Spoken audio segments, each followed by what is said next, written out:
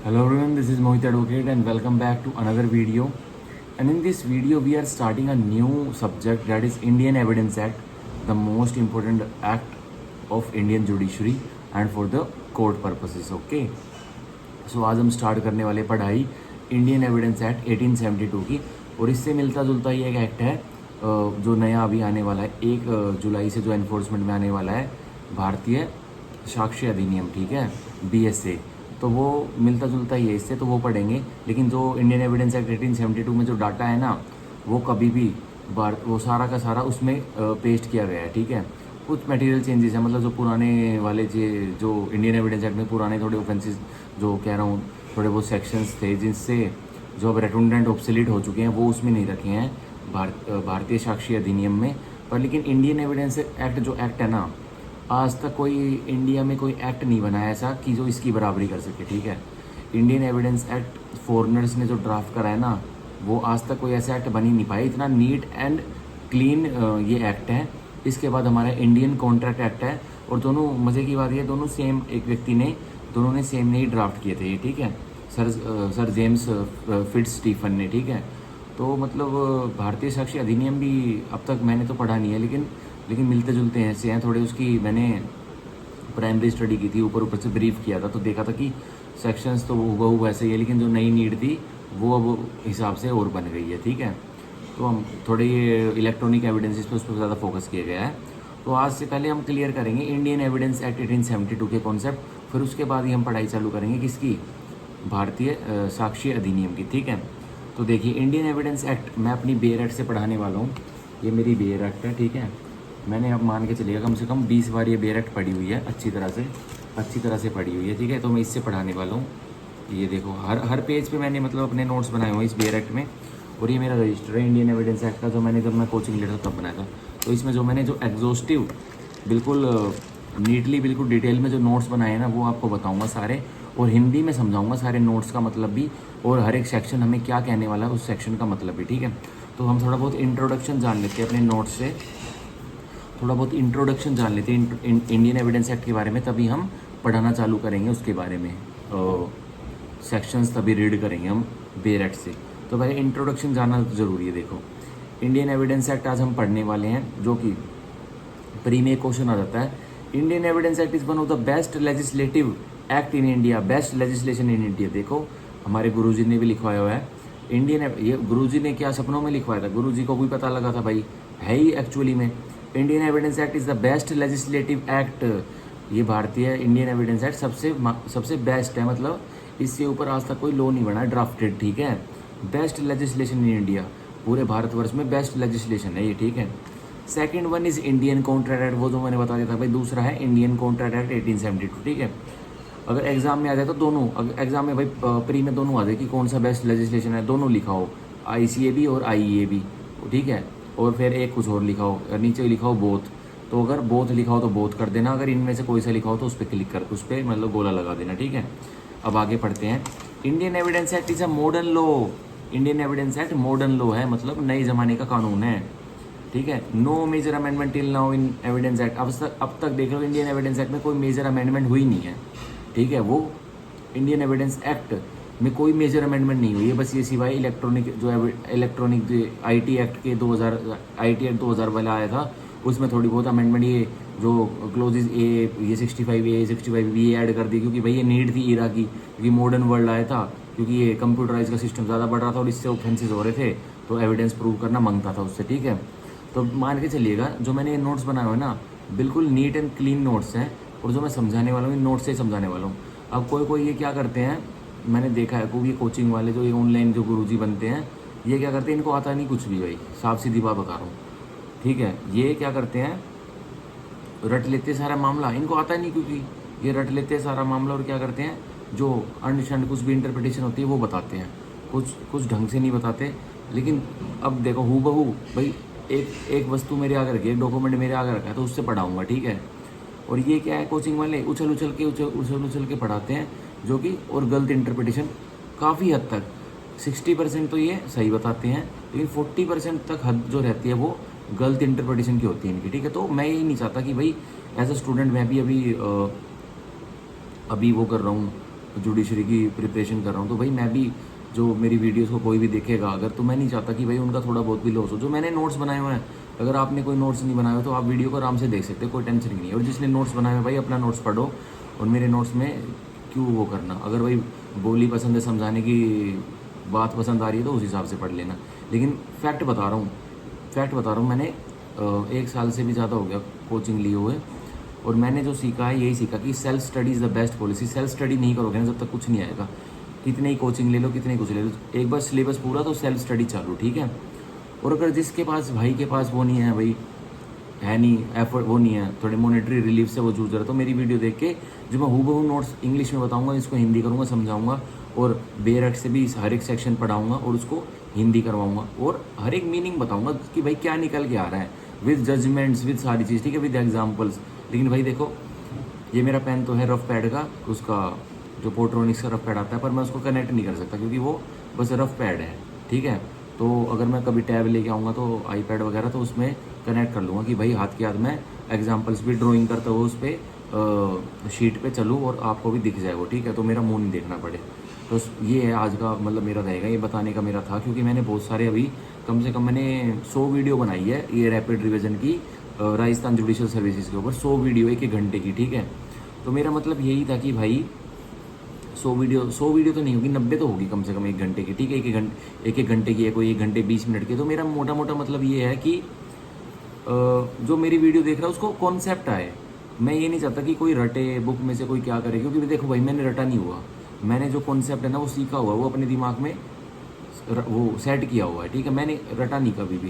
लेकिन जब मेंस की बारी आती है तो भाई रटना ही पड़ता है। देखो जहाँ रट्टा मारना पड़ता है भाई मेंस में, तो आंसर राइटिंग, आपके जो फ़ॉन्ट्स हैं वो बिल्कुल बेयर से मैच होनी चाहिए। हरियाणा दिल्ली की मैं बात नहीं कर रहा, क्योंकि हरियाणा दिल्ली में तो भाई आपको बेयर मिल ही जाती है। लेकिन जो जैसे ये और स्टेट हो गए, यूपी हो गया, राजस्थान हो गया, जहाँ पे बेयर नहीं मिलती, तो वो तो ये चाहते हैं, एग्जामिनर आपसे चाहते हैं, जो आप मेन से लिखोगे कि भाई ये बच्चा बेयर की लैंग्वेज लिखे, तो उसी हिसाब से बेयर का रट्टा मारना पड़ेगा उस time.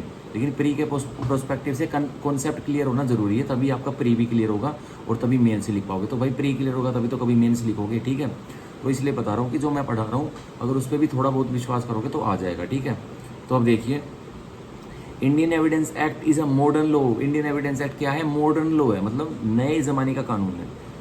No major amendment till now in evidence act. कोई भी मेजर अमेंडमेंट नहीं हुई है अब तक इंडियन एविडेंस एक्ट में। देख लो, हुई है तो उठा के देख लो, कभी नहीं हुई। बस ये आईटी एक्ट 2000 वाली हुई थी, ठीक है। अब इसमें कितने सेक्शंस हैं? 167 सेक्शंस हैं in total Indian evidence Act में, और 11 चैप्टर्स हैं, ठीक है। इंडियन एविडेंस एक्ट की किसी ने बुक लेनी है तो उस बुक का नाम लिख लो। अगर लेनी है तो किसी ने बटुकलाल ले सकते हो आप, या फिर जस्टिस मुनीर की आती है स्टूडेंट एडिशन, वो ले सकते हो, ठीक है। अब पढ़ेंगे हम। और अगर और भी अगर परफेक्शन चाहिए तो लेटेस्ट जजमेंट जो एविडेंस एक्ट से आती हुई है हर महीने, भाई सुप्रीम कोर्ट तो हर डेली, हर 2-3 दिन में कोई लेटेस्ट जजमेंट एविडेंस एक्ट के ऊपर ज़रूर निकाल देता है, तो वो पढ़ लो, ठीक है। अब देखो लिस्ट ऑफ इंपॉर्टेंट टॉपिक्स, हम क्या क्या पढ़ेंगे, ठीक है। अपने नोट से हम क्या क्या पढ़ेंगे वो बताने वाला हूँ। डेफिनेशंस हम पढ़ेंगे, किसका मीनिंग समझेंगे पहले, किसका, फैक्ट्स का, कि तथ्य क्या होते हैं। रेलिवेंट फैक्ट का मतलब समझेंगे कि रेलिवेंट तथ्य कौन से होते हैं। फैक्ट इन इशू, भाई ये फैक्ट इन इशू क्या होता है उसको समझेंगे। एविडेंस को समझेंगे। प्रूफ, साबित करना कैसे होता है, प्रूफ को समझेंगे। डिसप्रूफ, भाई ना साबित, मतलब साबित हुआ फिर उसको डिसप्रूफ पलट दिया तो वो डिसप्रूफ समझेंगे क्या होता है। नोट प्रूफ, भाई प्रूफ भी नहीं कर पाई पार्टी तो वो भी समझेंगे। मे प्रिज्यूम, अब मे प्रिज्यूम बहुत इंपॉर्टेंट है भाई। कोर्ट को यकीन करवाना, कोर्ट का मन कर रहा है कि यकीन कर लूँ, कोर्ट का मन कर रहा है यकीन ना भी करूँ, तो वो मे प्रिज्यूम समझेंगे, ठीक है। शैल प्रिज्यूम, कोर्ट का मन नहीं कर रहा, कोर्ट को प्रिज्यूम करना ही पड़ेगा। शैल प्रिज्यूम है मतलब मैंडेटरी, और मे में मतलब डिस्क्रिशनरी, ठीक है। और कंक्लूसिव प्रूफ भी समझेंगे अब क्या होता है। ये कंक्लूसिव प्रूफ भी बहुत बढ़िया है समझने के लिए, ठीक है। अब और सेकंड हम फिर समझेंगे, लिस्ट ऑफ टॉपिक बता रहा हूँ अभी, ठीक है। लिख लो अगर लिखने है तो, ये सुन लो। What facts and evidences can be given, section 5 Indian evidence Act में दे रखा है। सेक्शन 5 इंडियन एविडेंस एक्ट में क्या दे रखा है?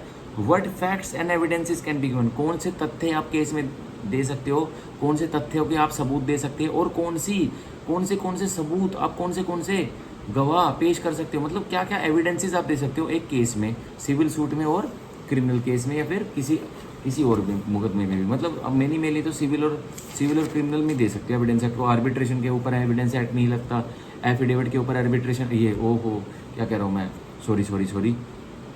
देखो सिविल और क्रिमिनल प्रोसीडिंग में एविडेंस एक्ट लगता है, एफिडेविट पे नहीं लगता एविडेंस एक्ट, ना तो आर्बिट्रेशन प्रोसीडिंग पे लगता, कोर्ट मार्शल पे लगता है, पर कोर्ट मार्शल पर लगता है, लेकिन जो जिस पे नेवी एक्ट लगते हैं, मिलिट्री वाला ये वाले, उन पे नहीं लगता एविडेंस एक्ट, उनके फिर अलग से फौजियों वाले, ठीक है, पर लेकिन कोर्ट मार्शल पे लगता है, ठीक है।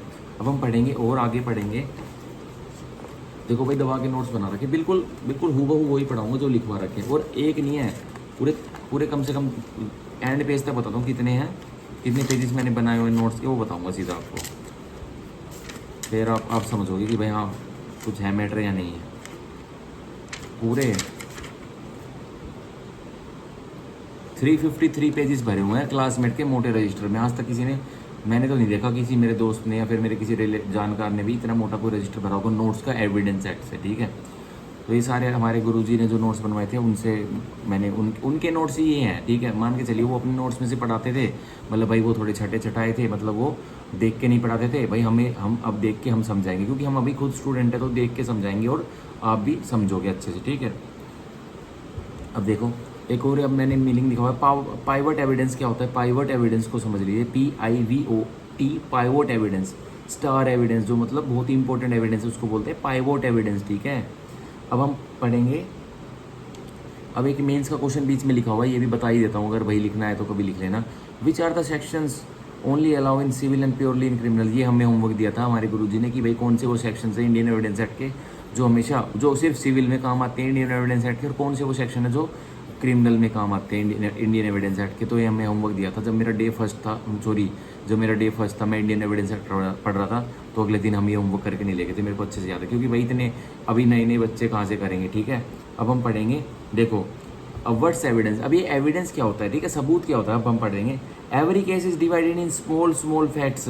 हर एक जो मुकदमा है, चाहे दीवानी मुकदमा चाहे फौजदारी, चाहे मतलब सिविल है, सिविल को हम बोलेंगे दीवानी मुकदमा, और क्रिमिनल को हम बोलेंगे फौजदारी मुकदमा। तो यही कह रहा है every case is divided in small small facts.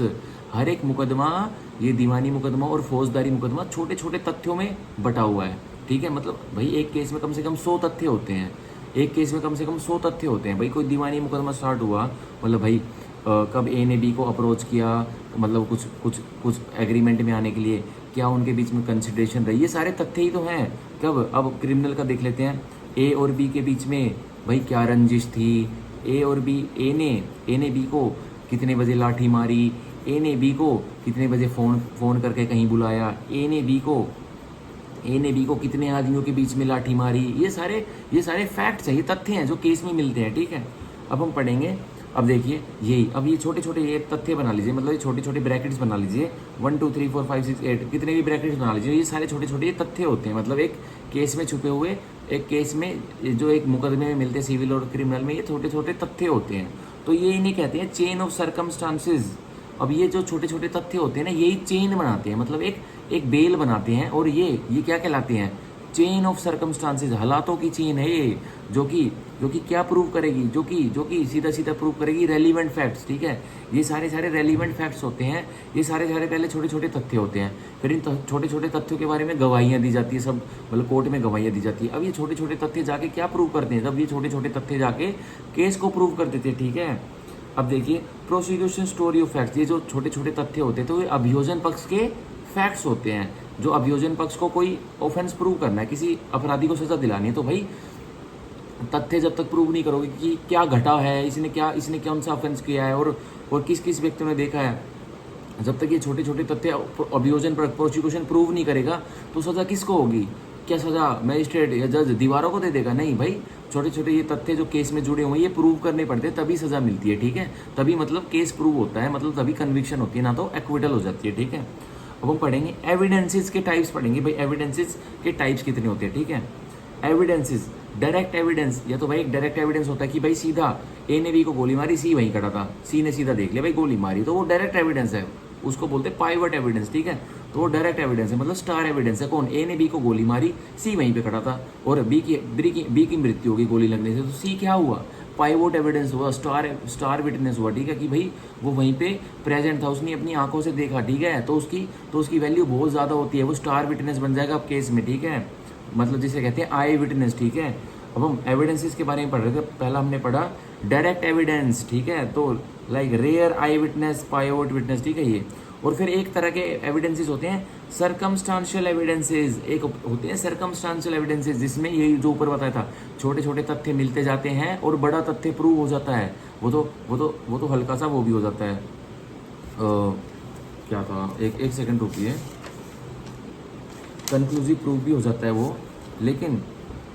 लेकिन जो मैटर था सरकमस्टांशियल एविडेंसेस, मतलब जिस केस में भाई कोई डायरेक्ट एविडेंस नहीं है, कोई स्टार विटनेस नहीं, कोई आई विटनेस नहीं है, उसमें क्या होता है, छोटे छोटे तथ्य होते हैं। तो छोटे छोटे कड़ी से कड़ी जुड़कर कोई बड़ी कड़ी बनती है। तो यही कहते हैं ना कि भाई आपको एक मटका दे दिया जाता है। जब छोटे होते हैं हमें एग्जाम्पल दिया जाता है कुछ चीज़ समझने के लिए, मतलब पेशेंस रखने के लिए। क्या होता है कि एक मटका आपको दे दिया और आपको कम से कम 1000 छोटे छोटे कंकर दे दिए, तो आप उसमें एक एक कंकर डालोगे तो मटका ऊपर तक भरता जाएगा ना कंकरों का।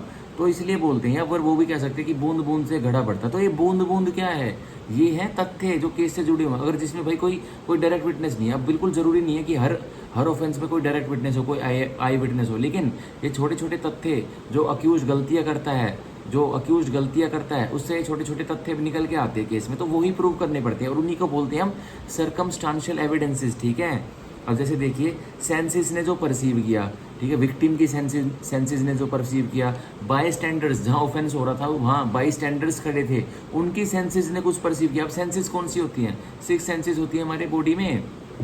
कौन कौन सी होती है, स्मेल करने की, टेस्ट करने की, फील करने की, ठीक है, और कौन सी होती है। अब हमारी 6 सेंसेस होती हैं, उनको याद कर लेना कौन कौन सी होती है, अगर आगे आ जाएंगी तो वो बता दूंगा। ठीक है, एंटरिंग माइंड, जो तथ्य जो आप देख रहे हो, अक्यूज ने किया, अक्यूज देख रहा है, अक्यूज ने तो किया है, उसके माइंड में तो एंटर किया होगा कुछ ना कुछ, वो तथ्य, वो सर्कमस्टेंशियल एविडेंस होते हैं। विक्टिम ने कुछ देखा, भाई विक्टिम की पिटाई हो रही है, देख रहा है, मुंह देख रहा है, किसका, अक्यूज का, जो उस पर हमला कर रहा है, उसका फेस देख रहा है, तो ये भी तथ्य है ना एक।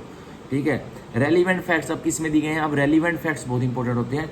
रेलिवेंट फैक्ट्स हमारे दिए गए हैं सेक्शन 6 से लेके सेक्शन 55 तक। इंडियन एविडेंस एक्ट के ये सेक्शन 6 से लेके सेक्शन 55 तक इतने नीटली ड्राफ्टेड है, हर एक संसार की हर एक चीज़ क्या रेलिवेंट है क्या नहीं है, वो 6 से लेके सेक्शन 6 से लेके सेक्शन 55 तक पूरी की पूरी निमट जाती है। ठीक है, मतलब इससे बाहर कुछ भी नहीं है। और हर एक रेलिवेंट फैक्ट लॉजिकल फैक्ट तो है ही है, और लीगल रेलिवेंट फैक्ट भी है। भाई लीगल रेलिवेंट है तभी तो इंडियन एविडेंस एक्ट में लिखा है, और हर एक legal relevant fact logical relevant भी है। क्या अगर जिसने ये इंडियन एविडेंस एक्ट बनाया, हो सकता है कि भाई वो कोई कानून में कोई फैक्ट लिख रहा है, ये 6 से 55 में कोई सिचुएशन लिख रहा है और उसमें कोई लॉजिक ना हो। भाई लॉजिक तो होगा तभी तो उसने तभी तो इसमें कानून में उसको ऐड किया। तो हर एक लीगल फैक्ट जो मतलब 6 से 55 में लीगल फैक्ट लिखे हुए हैं, तो वो लॉजिकल फैक्ट तो है ही है। लॉजिकल मतलब जो आम लोग भी भाई लॉजिकली सोच सकते हैं कि ऐसा होता है। ठीक है, ये होता है। अब देखिए और आगे पढ़ते हैं। To prove the story of prosecution is fact in issue. अब अभियोजन पक्ष ने अपना पूरी स्टोरी, भाई अपराधी ने अपराध किया, पुलिस पार्टी ने क्या किया, FIR रजिस्टर किया, लॉन्च किया। अब अपराधी को पकड़ा जाएगा, उसको जेल में रखा जाएगा ट्रायल के लिए। अब प्रोसिक्यूशन क्या करेगा, भाई अब अपराधी को जेल में रखा गया तो वो बिना ट्रायल के जेल काटेगा? नहीं भाई, उस प्रोसिक्यूशन को अपना केस प्रूव करना होगा ना, तो वो प्रोसिक्यूशन की ड्यूटी है केस प्रूव करना अभियोजन पक्ष की। To prove the story of prosecution is fact in issue. अब फैक्ट इन इशू हम समझते क्या होता है, फैक्ट इन इशू वो होता है जो आपने प्रूव कर दिया ना, जैसे फैक्ट इन इशू आपने प्रूव कर दिया ना, तो आपका पूरा केस प्रूव हो जाता है। ठीक है, जैसे मान के चलिए ए ने बी को लाठी मारी, मतलब सिंपल हट गया 323। अब इस केस में फैक्ट इन इशू क्या रहेंगे, यही रहेंगे कि क्या ए की इंटेंशन थी बी को लाठी मारने में। ठीक है, क्या ए की लाठी से ही बी को चोट लगी, ये दोनों और भी हो सकते हैं, ये फैक्ट इन इशू रहेंगे। अब ए कहता है अपने ट्रायल में, जब उसकी ट्रायल चल रही है, कि एक क्यों कहेगा, ए का वकील कहता है जब मेरा क्लाइंट ए लाठी मार रहा था ना, तो यह तो अनसाउंड माइंड का था। मतलब वो सीधा किसकी तरफ इशारा कर रहा है कि यह अनसाउंड माइंड का था, वो डिफेंस की तरफ इशारा कर रहा है। जो IPC में हमें सेक्शन 84 में जो डिफेंसेस दिए गए ना जनरल एक्सेप्शंस में चैप्टर 4 में, तो सीधा ए का वकील कोर्ट को बता रहा है कि सर जब ये लाठी मार रहा था ना बी को, तो ये अनसाउंड माइंड का था, मतलब ये पागल दिमाग का था, इसका दिमाग हिला हुआ था। ठीक है, तो ये भी फैक्ट इन इशू रहेगा उस केस में कि क्या जब ए बी को लाठी मार रहा था तो ये क्या अनसाउंड माइंड का व्यक्ति था उस टाइम जिस टाइम ये लाठी मार रहा था। ठीक है, ये भी फैक्ट इन इशू रहेगा।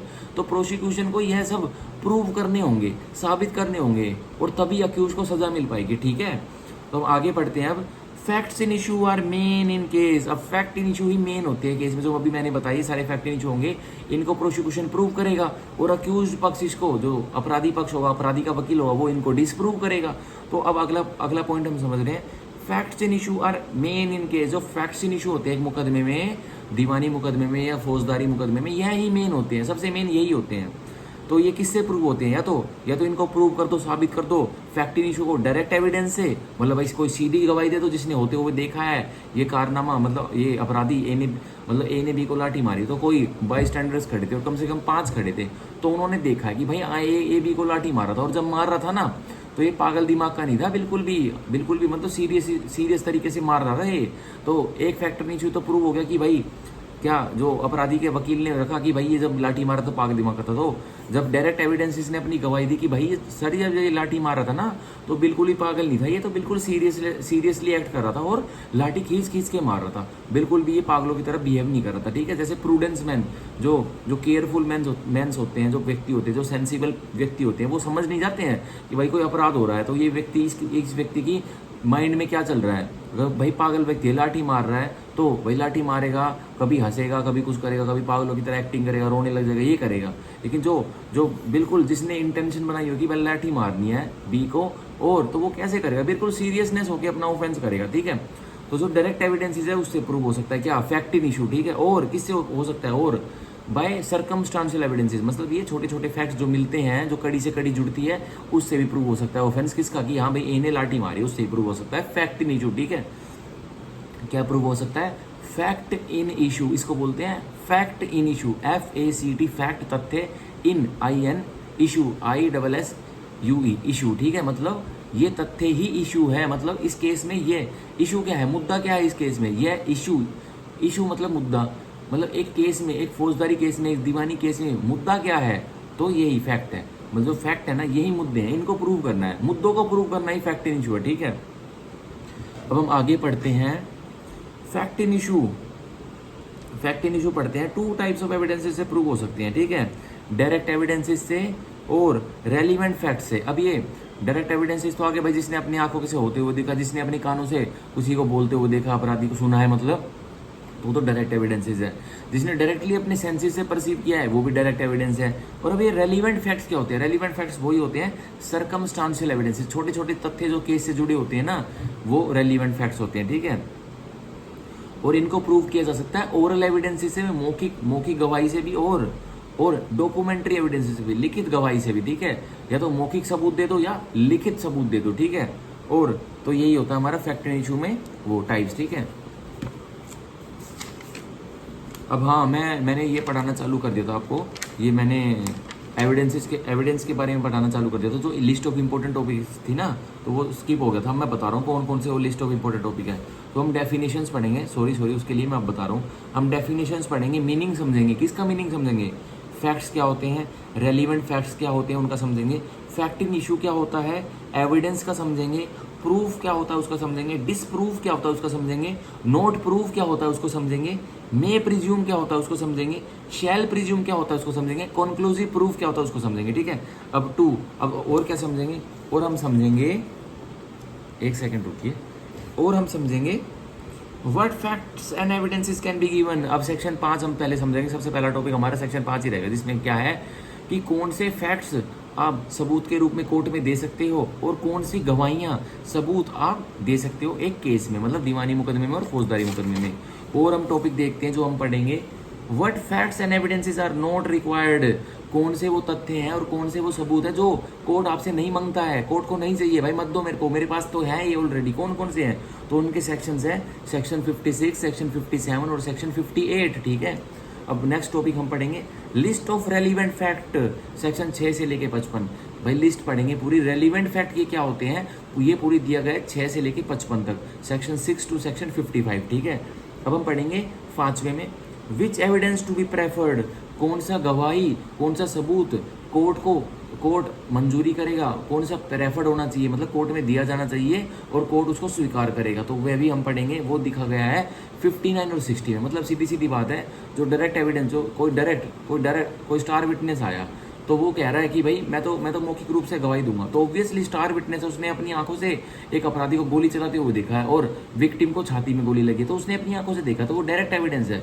तो अब उसकी मर्जी चलेगी कि भाई वो मौखिक रूप से गवाही देना चाहता है या वो लिखित रूप से गवाही देना चाहता है। तो कोर्ट उसको प्रेफर करेगी कि भाई इसने अगर बिल्कुल आमने सामने गोली मारते हुए देखा है, ए ने बी को गोली मारी, तो ये मौखिक रूप से बोलेगा।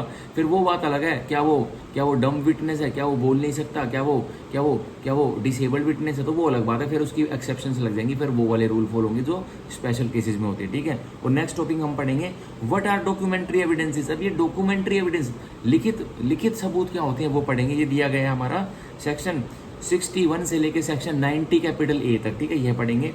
और अब पढ़ेंगे लेटेंट एंड पेटेंट फैक्ट्स।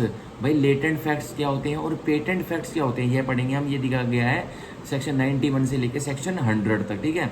अब मोटी मोटी बात बताता हूँ, लेटेंट फैक्ट्स क्या होते हैं और पेटेंट फैक्ट्स क्या होते हैं। लेटेंट फैक्ट का सीधा सीधा मतलब समझ लीजिए, वो तथ्य जो प्रथम दृष्टिया में मतलब शुरुआत में दिखाई ना दे, वो बाद में दिखाई दे कि हाँ ये भी हुआ था, वो होते हैं लेटेंट फैक्ट। L4 समझ लीजिए, लेटेंट मतलब जो बाद में दिखाई दे। और पेटेंट फैक्ट मतलब जैसे ही दिखा, जैसे आपने नोटिस किया तुरंत पकड़ लिया कि भाई ये तो पेटेंट डिफेक्ट है, मतलब प्रथम दृष्टिया में ही आपको पता लग गया कि भाई ये तो बिल्कुल सामने का तथ्य है, पहली नजर में, ठीक है। तो मान के चलिए किसी व्यक्ति ने ए ने मिस्टर बी से फ़ोन लिया, सेल फोन लिया, मतलब नया फ़ोन खरीदा। बी कोई कम्युनिकेशन दुकान का मालिक होगा, फ़ोन बेचता होगा, तो ए ने उससे फ़ोन लिया, ठीक है। अब बी ने क्या देखा, भाई जो मैं फ़ोन ले रहा हूँ, मैं 50,000 रुपये इस फ़ोन के पे कर रहा हूँ, मेरे पास डब्बा आया, वहीं खड़ा है अभी दुकान में, तो डब्बा आया, तो उसने क्या देखा कि भाई डब्बा तो खुला पड़ा है। अब डब्बा खुला पड़ा है तो वो क्यों एक्सेप्ट करेगा, सील पे लिखा होता है if broken then please do not accept. तो ये क्या है, ये सीधा सीधा पेटेंट डिफेक्ट है, मतलब प्रथम दृष्टिया पे ए को लग गया कि भाई नहीं, मैंने पैसे बिल्कुल नए फ़ोन के दिए तो मैं नया लूँगा, ये खुला हुआ डब्बा क्यों लूँगा, मैं नहीं लूँगा। तो ये है पेटेंट डिफेक्ट, ठीक है। और लेटेंट डिफेक्ट क्या होते हैं, लेटेंट डिफेक्ट होते हैं आपने अमेजोन से फ्लिपकार्ट से कोई फ़ोन मंगाया, अब डिलीवरी बॉय आपके पास फ़ोन लेके आया, आपने पैसे पूछे, आप पेमेंट कर चुके हो, वो उसने आपको फ़ोन दिया, डिलीवरी बॉय जा चुका, आप अपने घर में आए, आपने ऊपर अपने कमरे में वो सील पैक बॉक्स खोला, उसमें से फ़ोन निकाला, और फिर क्या हुआ, आपने बॉक्स खोला, बॉक्स भी उसका सील पैक था, आपने लेकिन बॉक्स खोला, फिर देखा कि फ़ोन तो बिल्कुल घसा पिटा सा फ़ोन है। तो ये क्या है, ये पेटेंट नहीं है, ये लेटेंट डिफेक्ट है। आपको बाद में पता लगा ना कि भाई इसमें तो कोई डिफेक्ट है, तो ये लेटेंट डिफेक्ट होते हैं, ठीक है। और नेक्स्ट टॉपिक हम पढ़ेंगे इंडियन एविडेंस एक्ट में बर्डन ऑफ प्रूफ। हम साबित करने का भार किस पे होता है सबूतों को, तो वो पढ़ेंगे, मतलब भार बोझ साबित करने का वो किस पर होता है वो पढ़ेंगे हम। वो पढ़ेंगे सेक्शन 101 से लेके सेक्शन 106 तक, 101 से लेके सेक्शन 106 106 तक, ठीक है। अब हम नेक्स्ट पढ़ेंगे प्रिजम्पशंस। अब प्रिजम्पशंस भी होती हैं भाई, प्रिजम्पशंस ये क्या होती हैं कि भाई ये चीज़ कोर्ट को माननी ही पड़ेगी, और कुछ लिखा हुआ है एक्ट में, ये चीज़ कोर्ट को उसकी मर्जी है, माने चाहे ना माने, उसमें मे है, मे आ जाए तो समझ लेना डिस्क्रिशन है, मतलब माननी पड़ेगी या नहीं माननी पड़ेगी, कोर्ट की मर्जी है। लेकिन शैल है, मतलब लेजिस्लेचर ने, विधायिका ने आदेश दे रखा है कोर्ट को कि भाई शैल प्रिज्यूम है, तो आपको यह चीज़ जो हमने इस कानून में लिख रखी है माननी ही पड़ेगी, ठीक है। तो हम प्रिजम्पशंस पढ़ेंगे जो कि हमारी सेक्शन 107 से लेके section 114 capital A, 107 to section 114 capital A तक, ठीक है। और जो ये किसी सेक्शंस के आगे जैसे ये 114 ए है, तो जैसे 114 ए मत कहे करो, 114 कैपिटल ए बोला करो, अच्छा लगता है, ठीक है। अब हम पढ़ेंगे इस्टोपल क्या होता है भाई, इस्टोपल बहुत जरूरी है, ये पढ़ेंगे हम। सेक्शन 115, 116 और 117 में इस्टोपल के रूल्स दिए गए हैं, ये बहुत इंपॉर्टेंट है। 115, 116, 117 में एविडेंस एक्ट में इस्टोपल को बहुत अच्छे से डिफाइन करा हुआ है और बताया हुआ कि भाई इस्टोपल होता क्या है। लेकिन जो प्रिंसिपल ऑफ इस्टोपल है वो बहुत बड़ा सिद्धांत है हमारी कानून की दुनिया में, उसको भी अच्छे से समझेंगे, ठीक है, इस्टोपल को। अब नेक्स्ट टॉपिक पढ़ेंगे हम कॉम्पिटेंसी ऑफ विटनेसेस, कौन कौन से गवाह सक्षम हैं उनके बारे में पढ़ेंगे, और वो है सेक्शन 118 और सेक्शन 119। नेक्स्ट हम पढ़ेंगे प्रिविलेज्ड कम्युनिकेशन। भाई वो कौन सी वार्तालाप है, वो कौन सी ध्वनियाँ हैं जो कि प्रिविलेज्ड हैं, जो पति पत्नी के बीच में है, जज ने क्या कोर्ट में देखा उसके बीच में ही है, या फिर शादी के दौरान पति पत्नी ने क्या महसूस किया, मतलब वो महसूस नहीं किया, मतलब पति कुछ कांड करके आया है और पत्नी को पता ही कांड करके आया है, ठीक है, लेकिन पति उसको खुल के बता रहा भी मैंने उसको ये कर दिया वो कर दिया। अब उनके बीच में प्रिविलेज कम्युनिकेशन है, पत्नी गवाही नहीं दे सकती कोर्ट में जाके जब तक कि उसका पति नहीं बोलता जा बता दे मैं नहीं डरता किसी से भी, लेकिन ऐसे में वो गवाही नहीं दे सकती ए के खिलाफ कि भाई ए तो रोज बंदे मार के आता है, ऐसे तो बोल सकती है भाई रोज मेरे को टॉर्चर करता है, मतलब बंदे मार के आता, किलिंग करके आता और मेरे को कहता है भी उसको मारिए, मैं परेशान हो चुकी हूँ आज, आप मेरा संज्ञान लो, मैं आप इसकी सारी पोल पट्टी बताऊँ, वो तो अलग टॉपिक है। लेकिन कोई जैसे कोई क्राइम करके आया, किसी को मान लीजिए गाड़ी से ठोक के आया किसी बच्चे को, मतलब हिट कराया, हिट एंड रन का केस कराया, और आके बोलता है अरे यार मेरी वाइफ, मैंने तो आज एक बच्चे को उड़ा दिया, तो अब मैं भाग आया। लेकिन अब उससे पुलिस पकड़ लेती ना ए को, तो बी अब उसकी वाइफ को कंपेल नहीं कर सकती कि इसने क्या बताया बता नहीं, वो प्रिविलेज कम्युनिकेशन है, वो बचाया गया कानून के द्वारा। अब बी को कंपेल नहीं किया जा सकता कि ए के खिलाफ तो विटनेस बन, ठीक है। ऐसा क्यों किया गया लेजिस्लेचर ने कि भाई अगर सबको हम कंपेल करने लगे, कानून सबको कंपेल करने लग गया, वाइफ को, हस्बैंड्स को, कि अपने ही पति पत्नी के खिलाफ आप गवाहियाँ दो, तो रिश्ते कहाँ टिके रहेंगे, रिश्ते तो उड़ जाएंगे। एक भी कोई शादीशुदा कोई आदमी, कोई औरत नहीं रहेगा, सारे रिश्ते उड़ जाएंगे, खत्म हो जाएंगे।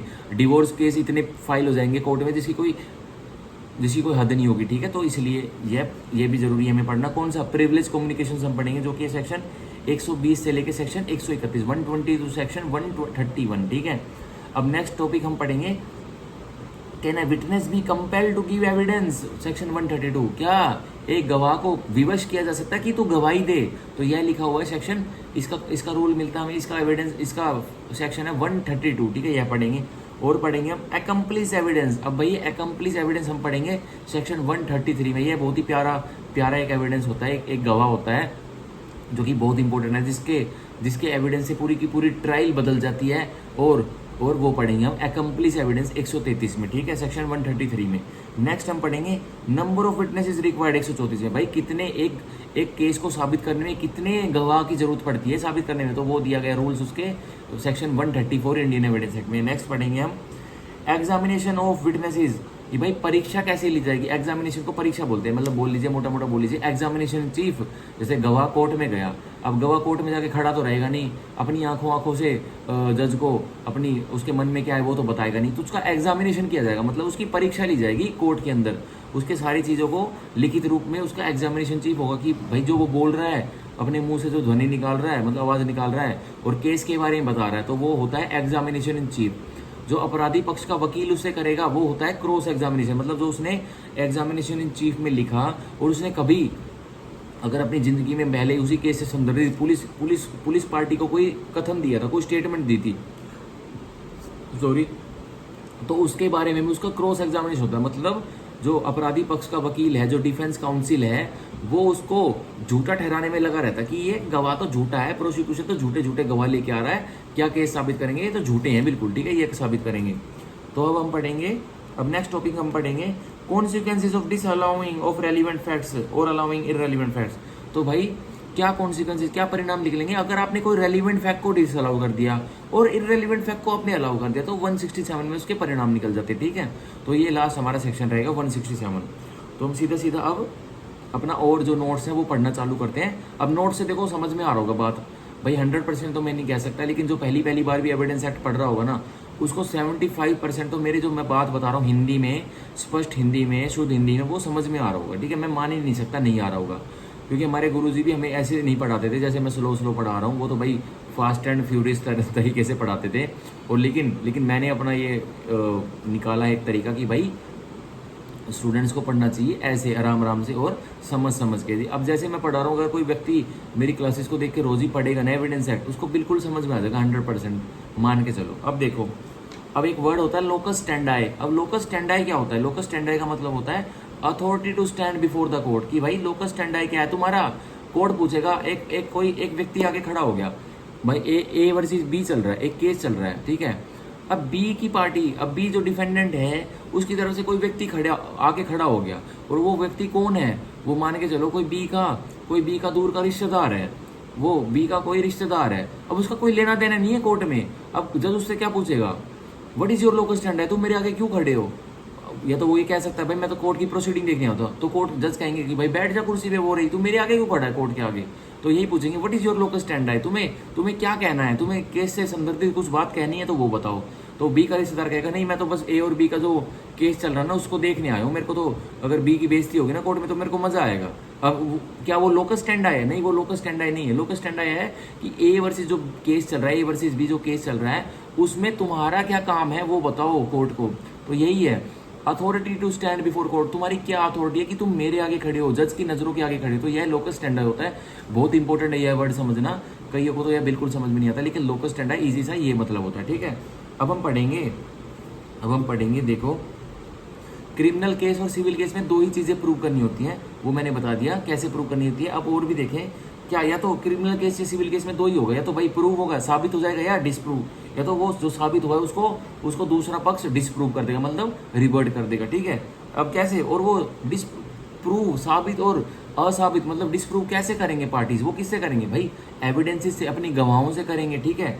और एविडेंसेस किस में दिए गए उसकी बात हुई हमारे इंडियन एविडेंस एक्ट की किताब में, तो वो हो गया, ठीक है। अब हम पढ़ेंगे आगे, ठीक है। अब ये जो वही वाली बात जो मैंने अभी 10 मिनट में ये पूरी पोल पट्टी और ये मटेरियल फैक्ट जो हम पढ़ेंगे ये बताया, और उससे पहले मैंने जो टॉपिक बताते थे कि छोटे छोटे तथ्य होते हैं, उससे आगे कंटिन्यू कर रहा हूँ मैं, ठीक है। अब देखिए सबसे पहले तो क्या होता है, सबसे पहले तो भाई केस में एक गवाह होता है, जिसको बोलते हैं हम एविडेंस। एक केस में गवाह, विटनेस, एविडेंस, गवाह को तो हम विटनेस बोलते हैं, लेकिन वो विटनेस एक मुंह से, ध्वनि से या अपने लिखित हाथों से कुछ गवाही देता है, तो उस गवाही को हम क्या बोलते हैं, उसको बोलते हैं हम एविडेंस दिया, इसने भाई गवाही दी, ठीक है, इसने कोई सबूत दिया, ये मान के चलो, ठीक है। अब उस सबूत से क्या प्रूव होगा, उस सबूत से जो एक विटनेस एक सबूत देगा कोर्ट में आगे कि जी मैं तो एक कागज देता हूँ, ठीक है, तो वो कागज क्या होगा, वो कागज होगा रेलिवेंट फैक्ट, होगा वो, ठीक है, मतलब केस से जुड़ा हुआ संदर्भित मामला, रेलिवेंट फैक्ट, ठीक है, केस से संदर्भित फैक्ट, तथ्य होगा वो एक विटनेस आके सबूत के तौर पे कोर्ट में देगा, और उस फिर संदर्भित तथ्य से, रेलिवेंट फैक्ट से क्या प्रूव होगा, उससे प्रूव होगा हमारा फैक्ट इन इशू, उससे हमारा क्या प्रूव होगा, केस का फैक्ट इन इशू, और फैक्ट इन इशू प्रूव हो गया तो केस प्रूव हो गया, मान लीजिए, ठीक है। तो देखिए या तो डायरेक्ट भाई गवाही से, सबूतों से, एविडेंसेस से प्रूव हो सकता है फैक्ट इशू, क्योंकि भाई देख एविडेंस दिया, फिर एविडेंस से प्रूव हुआ, एविडेंस से सीधा प्रूव हुआ क्या, रेलिवेंट फैक्ट साबित हुआ। अब रेलिवेंट फैक्ट साबित होगा तो रेलिवेंट फैक्ट सारे कड़ी से कड़ी मिलकर क्या साबित करेंगे, वो साबित कर देंगे फैक्ट इन इशू, ठीक है। जो फैक्ट इन इशू हमें साबित करना होता है केस जीतने के लिए, देखो, लेकिन एविडेंस से, सबूतों से भी जोड़, ऐसे सबूतों से जाओ रेलिवेंट फैक्ट में, रेलिवेंट फैक्ट से जाओ फैक्ट इन इशू में, ऐसे भी हो सकता है। लेकिन एक और तरीका है, कोई डायरेक्ट एविडेंस है, जिसने अपनी आंखों से देखा हो सब कुछ होते हुए, वो तो डायरेक्ट एविडेंस है। अगर डायरेक्ट एविडेंस ने सीधी गवाही दे दी, कोई ऐसी गवाही दे दी कि सीधा ही फैक्ट इन इशू प्रूव हो रहा है, तो ऐसा भी हो सकता है। ये जरूरी नहीं है कि जो डायरेक्ट एविडेंस है वो रेलिवेंट फैक्ट प्रूव करे, नहीं भाई, डायरेक्ट एविडेंस जो स्टार विटनेस है वो खुद में ही एक रेलिवेंट फैक्ट है, वो सीधी फैक्ट इन इशू को प्रूव कर सकता है, ठीक है। और जो ये रेलिवेंट फैक्ट्स है, ये छोटे छोटे तथ्य होते हैं, ये क्या होते हैं, सर्कमस्टांशियल एविडेंसेस। ये सर्कमस्टांशियल एविडेंसेस जो मुकदमे से जुड़े हुए होते हैं, मतलब जैसे एक तार से एक तार जुड़ती है, ऐसे ऐसे तार जुड़ती रहती है ना, तो जैसे पुलिस वाले कहते हैं भाई लीड्स नहीं मिल रही, और लीड्स मिलना चालू होती है जब कड़ी पे कड़ी जुड़ती जाती है। भाई एक इन्वेस्टिगेशन हो रही है, एक पुलिस वाले को बिल्कुल पता नहीं लग रहा क्या करना, सब कुछ यूं बिखरा पड़ा है। भाई अपराधी इतना चालू था, उसको कुछ पता ही नहीं लगा, भाई अपराधी इतना चालू था कि पुलिस वाले के लिए कुछ लीड्स ही नहीं छोड़ी। लेकिन अब पुलिस वाला क्या करता है, अगर उसको एक छोटी सी भी लीड मिल गई ना, एक तथ्य मिल गया, तो उस तथ्य से कड़ी जोड़ता रहता है और अपराधी को कॉलर से पकड़ के ले आता है जहां भी वो छुपा हुआ है, ठीक है। तो ये क्या होते हैं, वो भी सर्कमस्टांशियल अपने तथ्यों से, एविडेंसेस से इन्वेस्टिगेशन कंप्लीट करता है। तो ऐसे ही कोर्ट के केस में होता है, कोर्ट क्या करता है, कोर्ट भी भाई जब उसको कोई डायरेक्ट एविडेंस नहीं मिलता तो वो क्या कहेगा, कोर्ट तो भाई चुपचाप है, कोर्ट तो क्योंकि कौन सा रोल प्ले करता है इंडिया में ये भी बात जानने की है, कोर्ट इंडिया में, जो अदालत इंडिया में होती है वो एडवर्सैरियल रोल प्ले करती है। एडवर्सैरियल रोल मतलब वो एक मेयर स्पेक्टेटर है, वो अपने डाइस पर बैठा है, जज आगे प्रोसिक्यूशन पक्ष का वकील बोल रहा है, डिफेंस पक्ष का वकील बोल रहा है, वो बस उसे सुन रहा है। वो जो जज है, जो कुर्सी पर बैठे हैं, वो उसे सुन रहे हैं। अगर यह सुन रहे हैं तो उसको बोलते हैं एडवर्सैरियल सिस्टम। इंडिया में हमारा ज्यादातर यह एडवर्सैरियल सिस्टम फॉलो होता है, ठीक है। और एक सिस्टम होता है जिसको बोलते हैं इनक्यूजिटोरियल पावर। तो इंडिया में एडवर्सैरियल पावर होती है, जिसके पास भाई वो बस बैठा है, दोनों अभियोजन पक्ष का वकील, सरकारी वकील या कोई भी कंप्लेनेंट का वकील या फिर अक्यूज का वकील कुछ भी बात कर रहे हैं, मतलब कोर्ट को बता रहे हैं, कोर्ट उनको मुड़कर ये नहीं कहेगा कि भाई ओके ओके, ये मतलब कुछ ऐसा नहीं, कोई रिस्पॉन्स नहीं। कोर्ट बस सुन रहा है उनकी बातों को, अपने माइंड में, अपने लीगल माइंड में ऑब्जर्व कर रहा है। और फिर क्या होगा, जब उनकी बहस वगैरह खत्म हो जाएगी तो शाम तक एक ऑर्डर लिखवा देगा, और वो ऑर्डर को पार्टी पढ़ेंगे तो कोर्ट की जो मन में जो उन्होंने बात, जो कोर्ट को उन्होंने बात बताई, वो अब कोर्ट अपने ऑर्डर के द्वारा उनको बता देगा। कोर्ट उनको नहीं बताएगा कि मैं क्या करने वाला हूँ क्या नहीं, मैं अगला स्टेप क्या होगा। No no no, it is not possible.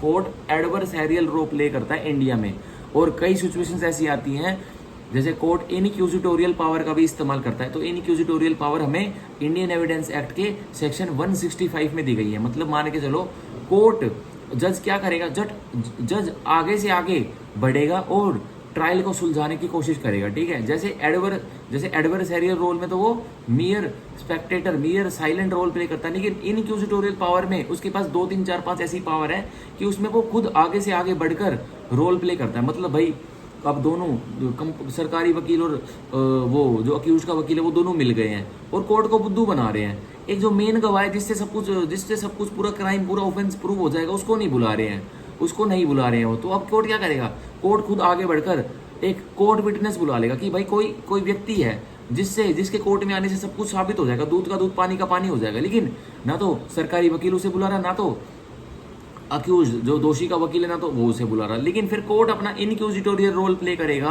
और फिर उस कोर्ट विटनेस को सीडब्ल्यू के रूप में बुला लेगा। और कौन से सेक्शन के अंतर्गत बुलाएगा, सेक्शन 311 सीआरपीसी के अंतर्गत उसे बुला लेगा और उसे एग्जामिन कर लेगा। और एक और इसमें मजे की बात है, अगर कोर्ट ने जिसको बुलाया, कोर्ट ने जिस गवाह को बुलाया, ऐसे समझ के कोर्ट विटनेस समझ के बुलाया, जो कोर्ट को समझ में आ गया था भाई ये सरकारी वकील और ये दोषी का वकील बुद्धू बना रहे हैं, ये कुछ प्रूव नहीं करना चाहते, इनकी साठगांठ हो गई, ये पैसे खा रहे हैं आपस में, ठीक है, अक्यूज से खा रहा है वो, विक्टिम से खा रहा है वो, ठीक है, मान के चलिए ऐसा ही होता है।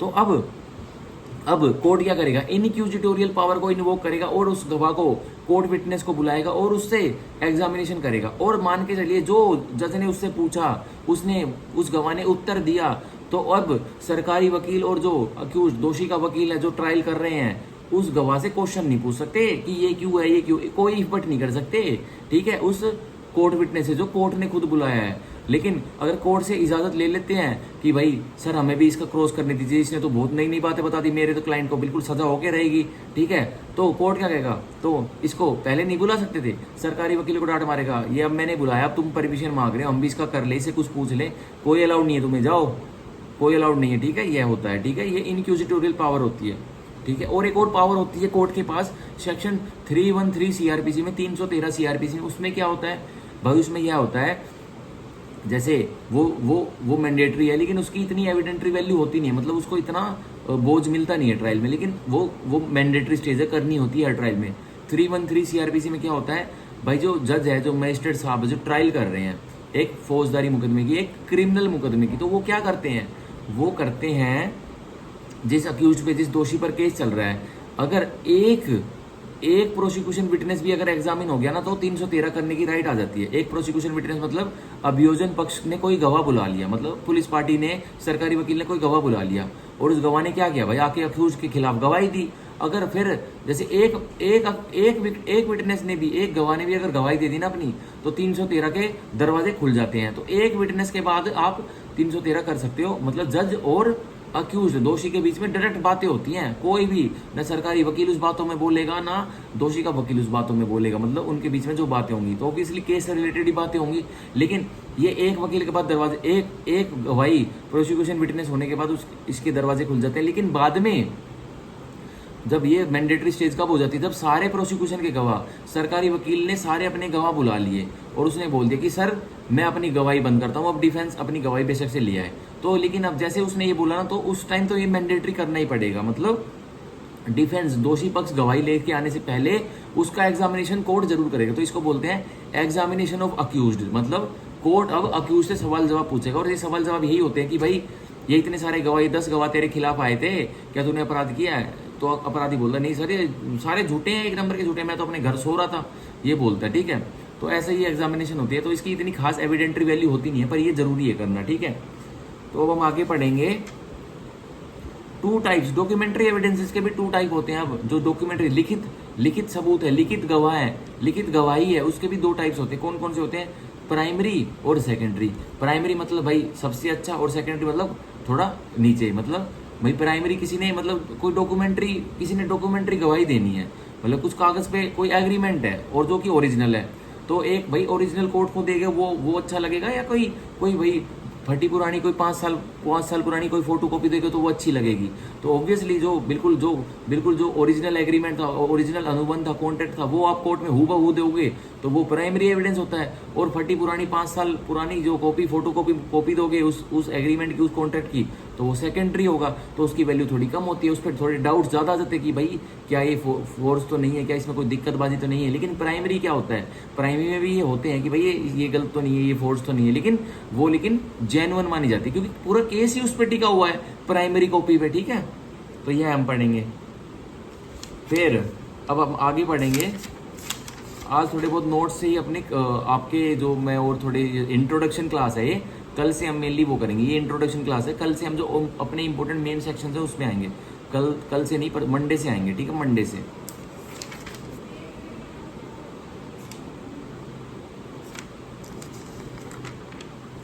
एक सेकंड रुकी। हाँ चलो, अब पढ़ाता हूँ दोबारा।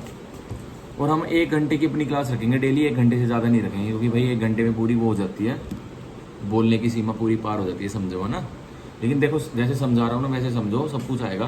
कोई ऐसी चीज़ है जो कोई पढ़ाए मुंह से बोल कर उसको ना आए, और समझाने जो समझ रहा है उसको ना आए, सब कुछ आएगी, लेकिन पूरे फोकस के साथ पढ़ना पड़ेगा तब आएगी। ठीक है, एक बार पानी पी लेता हूँ।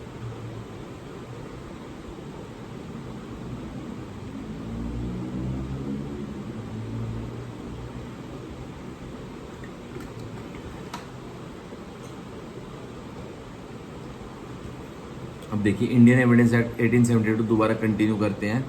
Definition of fact. अब डेफिनेशन, ये तथ्य क्या होता है उसको बता रखा है, डेफिनेशन दे रखी है किसमें, सेक्शन 3 में दे रखी है इंडियन एविडेंस एक्ट के।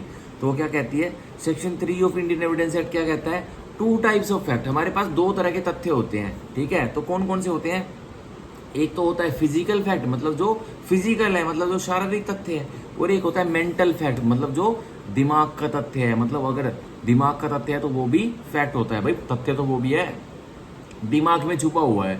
अब इंटेंशन, नॉलेज और रीजन टू बिलीव क्या है, ये भी तो तथ्य हैं।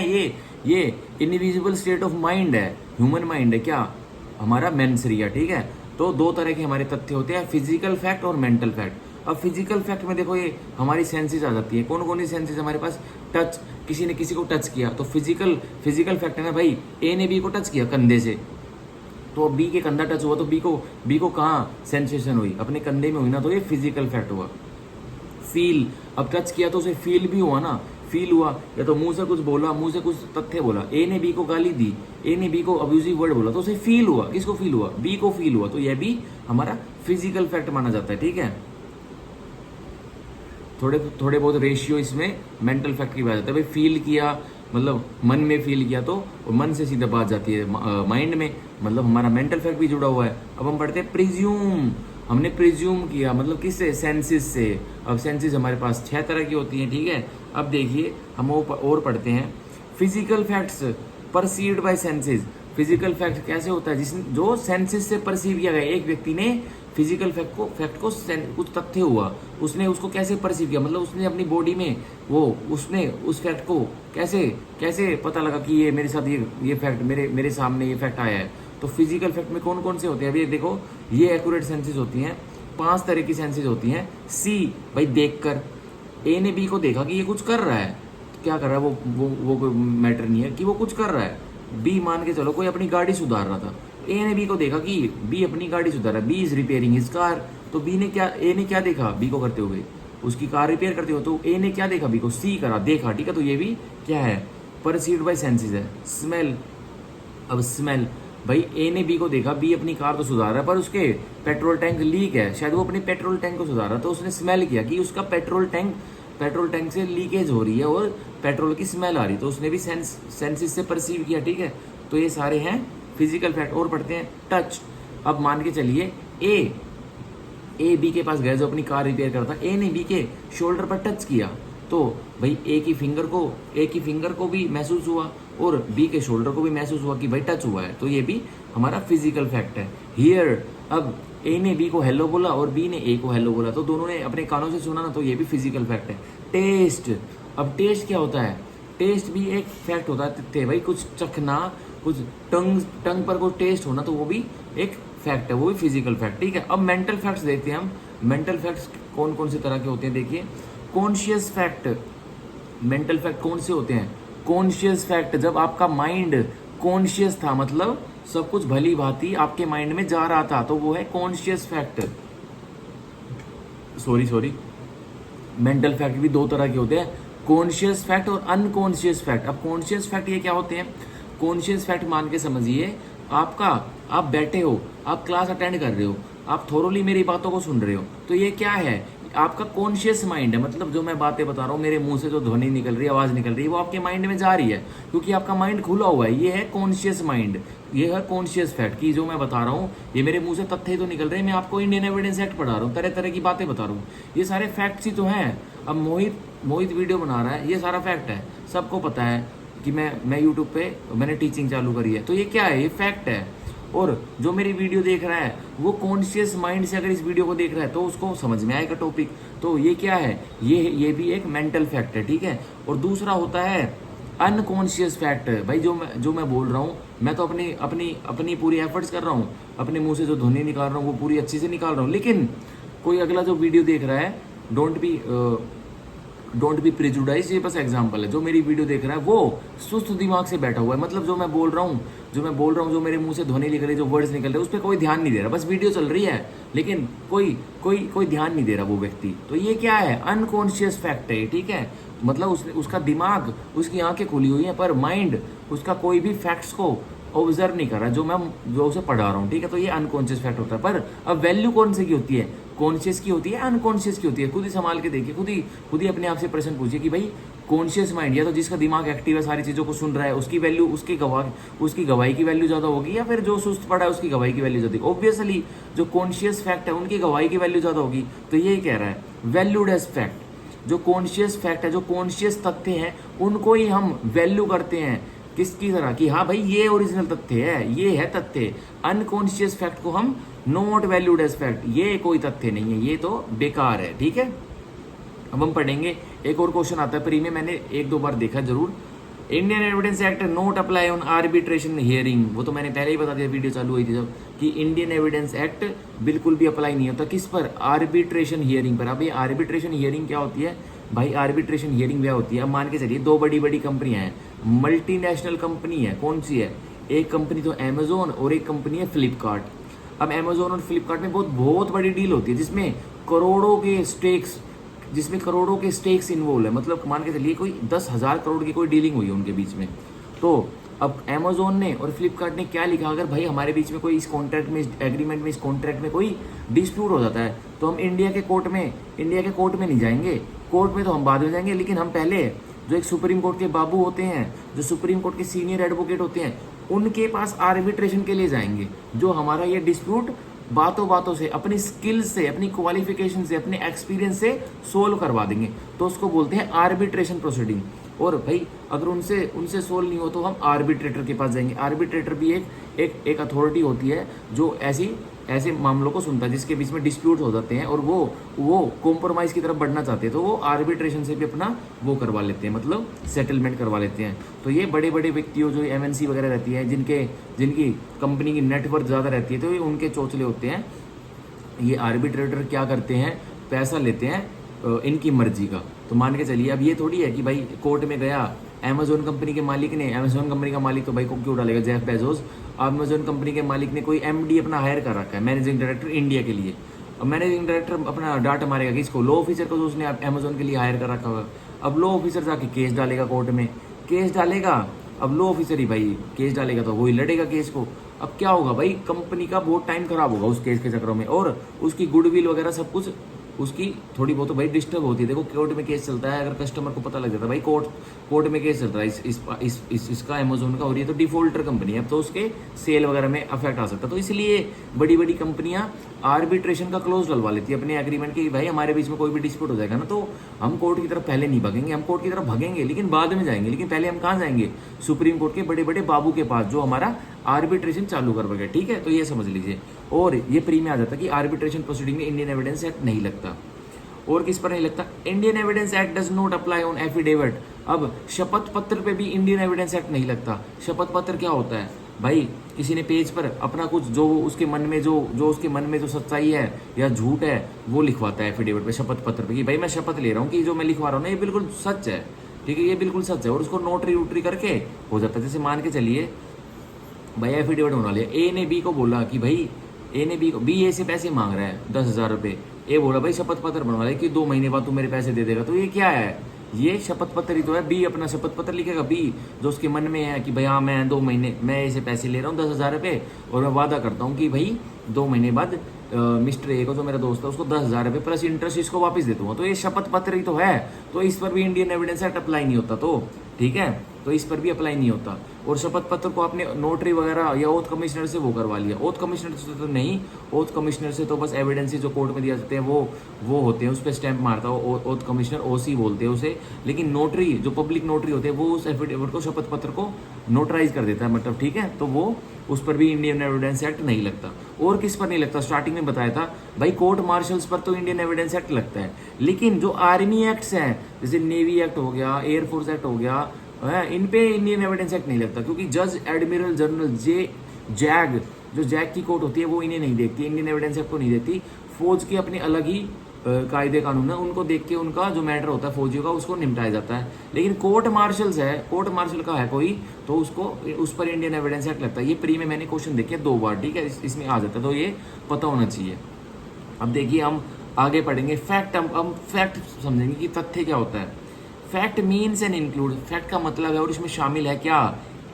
अब इंक्लूड बताया तो इंक्लूसिव है, सब कुछ आ जाएगा इसमें, एग्जॉस्टिव है पूरा, बता रहा हूँ। एनीथिंग स्टेट ऑफ थिंग, कोई भी वस्तु या कोई भी चीज़ों की स्टेट, मतलब कोई भी वस्तु। अब संसार में फैक्ट, भाई संसार में हर मिनट में, हर सेकंड में कम से कम 1 करोड़ चीज़ें घटित होती हैं, तो वो सारी क्या हैं, वो सारे फैक्ट हैं। अब भाई मोदी जी ने उसमें फ्रांस में जाके क्या बोला, वो इंडिया के लोगों के लिए फैक्ट है।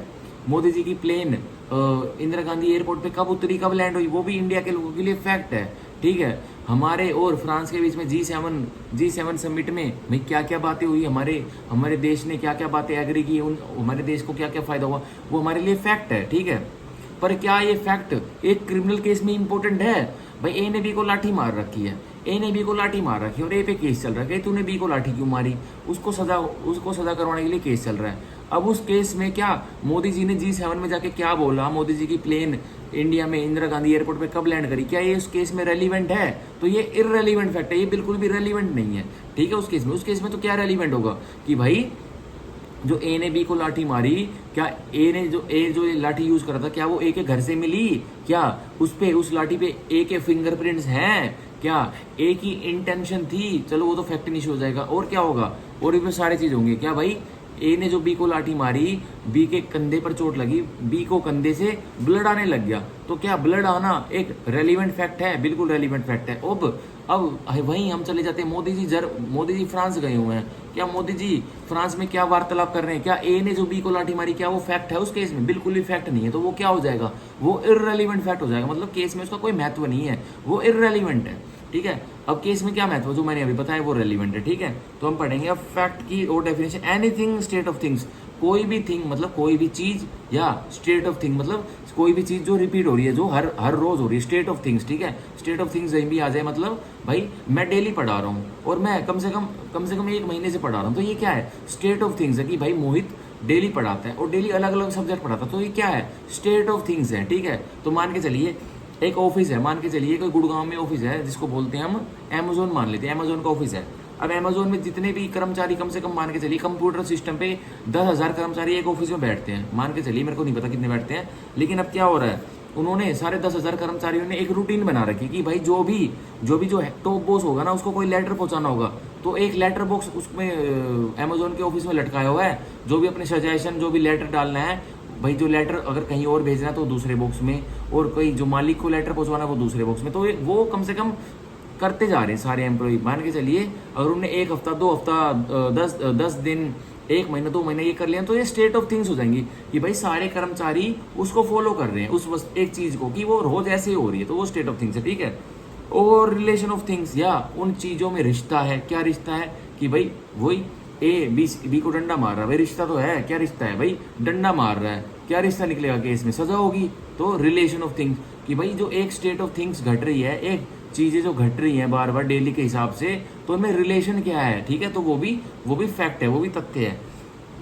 Capable of being perceived bye senses, और जो रिलेशन ऑफ थिंग्स हैं वो सक्षम है। वो सक्षम किसके लिए है कि वो परसीव हो सके आपके माइंड में, आपके जीभ पे, आपके स्किन पर वो फील हो सके। तो वो ऐसी थिंग है, ऐसे तथ्य हैं जो एक व्यक्ति को सक्षम है कि वो उन्हें कैपेबल टू परसीव है। वो मतलब उनको अपनी सिक्स सेंसेस यूज करके, अपने मेंटल फैक्ट को यूज करके उसको परसीव कर सकता है। तो वो भी एक तथ्य होता है, ठीक है। अब फैक्ट देखिए दो तरह के होते हैं, वो मैंने ऊपर ही बताया, दोबारा बताता हूँ। फैक्ट दो तरह के होते हैं, फिजिकल फैक्ट और मेंटल फैक्ट। अभी फिजिकल फैक्ट क्या होता है, एनीथिंग मतलब कुछ भी, स्टेट ऑफ थिंग्स मतलब जो बार बार रिपीट हो रहा है, रिलेशन ऑफ थिंग्स क्या भाई थिंग्स में क्या रिलेशन है, ठीक है, ए बी से कैसे जुड़ा हुआ है, बी ए से कैसे जुड़ा हुआ है, ये रिलेशन ही है उनके बीच में। हमें जो रिलेशन साबित करने में जो तथ्य बताएंगे वो रिलेशन ऑफ थिंग्स बताएंगे, ठीक है। अब और क्या होता है, capable of being perceived bye senses, या फिर वो तथ्य, ये स्टेट ऑफ थिंग्स या फिर एनीथिंग रिलेशन ऑफ थिंग्स, ये क्या है, ये सक्षम है क्या, किस चीज के लिए सक्षम है ये, capable of being perceived bye senses, जो तथ्य कैपेबल है कि एक प्रूडेंस मैन, एक रीजनेबल सेंसिबल केयरफुल मैन अपने सेंसेस को उनको परसीव कर सकता है उन तथ्यों को, तो वो फिजिकल फैक्ट है, ठीक है। अब मेंटल फैक्ट क्या होते हैं, मेंटल फैक्ट होते हैं mental condition of which a person is conscious, एक मेंटल कंडीशन जो बताती है कि एक व्यक्ति कॉन्शियस है। कॉन्शियस क्या होता है, अभी बताया ना कि भाई जो मेरी वीडियो को अच्छी तरह से सुन रहा है उसको समझ में आएगा आज का टॉपिक, वो कॉन्शियस माइंड से बैठा हुआ है। जो नहीं सुन रहा, जो वीडियो चल रही है, तो वो अनकॉन्शियस माइंड है, ठीक है। अब हम नेक्स्ट पढ़ते हैं state of things. State of things क्या होती है, what regularly repeats is state of things, जो रेगुलरली रिपीट होता है एक फैक्ट रेगुलरली, जो मैंने अभी अमेजोन वाला ऑफिस का एग्जांपल बताया, वो लेटर डल रहे हैं उस लेटर बॉक्स में, वो रेगुलरली रिपीट हो रहे हैं, तो ये क्या है, ये स्टेट ऑफ थिंग्स है, ठीक है। अब देखिए एग्जाम्पल मैंने लिखा हुआ है इसमें, एग्जाम्पल ऑफ बाबा जी, एक बाबा जी का एग्जाम्पल हुआ है, 4 दिन से वो कथा कर रहा है बाबा जी, ठीक है, और ताला लगाया हुआ है, ठीक है।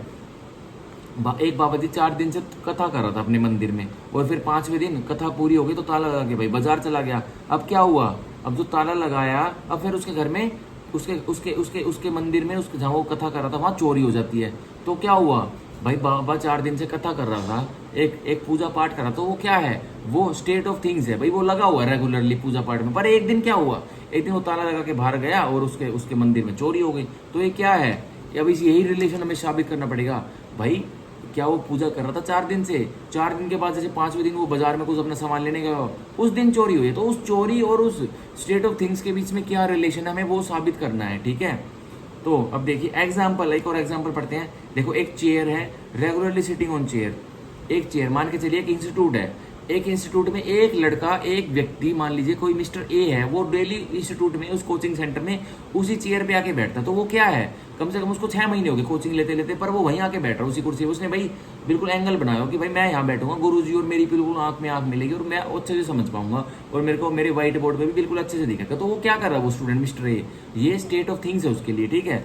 अब देखो निडल, अब एक व्यक्ति है, कोई उसका दुश्मन होगा, कोई उसका फ्रेंड होगा कॉलेज का, तो उसी इंस्टीट्यूट में आने लग गया। अब उसने देखा कि भाई ये कैसे, ये भी इसमें है, इसको मैं बताता हूँ, इसको तो मैं मदद सिखाऊंगा।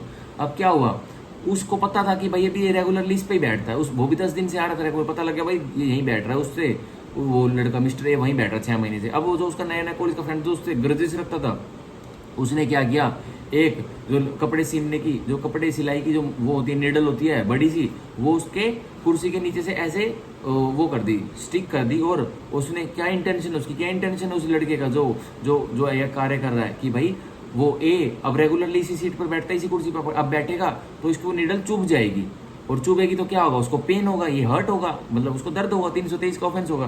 तो ये क्या है, contain facts mental of conscious mind, तो यही है, ठीक है। अब उसमें क्या है भाई, उसको पता था, जो नीडल लगा रहा है उसको पता था, और मान के चलिए उसने और एक्सट्रीम कोई ऑफेंस कर दिया, नीडल पे जहर लगा दिया। अब वो लड़का जैसे मिस्टर ए उस पर बैठेगा नीडल पे, अब उसके वो नीडल चुभेगी तो वो जहर तो उसके पूरे ब्लड में फैल जाएगा और उसकी डेथ हो जाएगी। तो ये क्या है, contain facts mental of conscious mind, inset poison through needle, death हो जाएगी। तो ये क्या है, अब जो वो बी है जिसने नीडल लगाई थी, उसने ये एक्ट कैसे किया, उसको पता था ना, उसके कॉन्शियस माइंड में था ना कि भाई जो ए है 6 महीने से यहीं बैठ रहा है, तो मैं इसको सबक सिखाता हूँ, मैं इसकी मृत्यु कोज करता हूँ, मैं नीडल ऐसे रख देता हूँ और इस पे पॉइजन लगा दूंगा और अब वो बैठेगा तो इसको 2 मिनट बाद ही इसकी मृत्यु हो जाएगी, इसके मुंह से झाग ही झाग आ जाएंगे, पॉइजन दिया मैंने क्योंकि निडल में, ठीक है। तो इससे क्या हुआ, contain fact mental of conscious mind. अब जो मर्डर जिसने किया उसको पता था ना, कॉन्शियस माइंड था ना उसका कि भाई मैं निडल लगा रहा हूँ और वो यहीं आके बैठता, तो कॉन्शियस माइंड से किया था, अनकॉन्शियस माइंड से थोड़ी किया था, उसको पता था ना कि क्या कॉन्सिक्वेंसेज निकलेंगे। तो यह होता है, ठीक है। अब थोड़ा हम और पढ़ लेते हैं। देखिए fact of 4 to fit test, ये अब टेस्ट वगैरह पढ़ेंगे, कल से पढ़ेंगे। चलो अब ये आज जो मैंने इतना बताया ना ये बहुत बता दिया मैंने, 1 घंटे की वीडियो हमारी हो भी गई है। तो जो अगले टॉपिक है ना, अब मैं पेपर देने जाऊँगा, सैटरडे संडे में बाहर रहूँ, तो मंडे से इंडियन एविडेंस एक्ट की क्लास लेंगे अच्छे से, ठीक है। तो अब आगे की वीडियो मैं मंडे को आगे बनाऊंगा। So thank you, bye bye, thank you, bye bye, take care.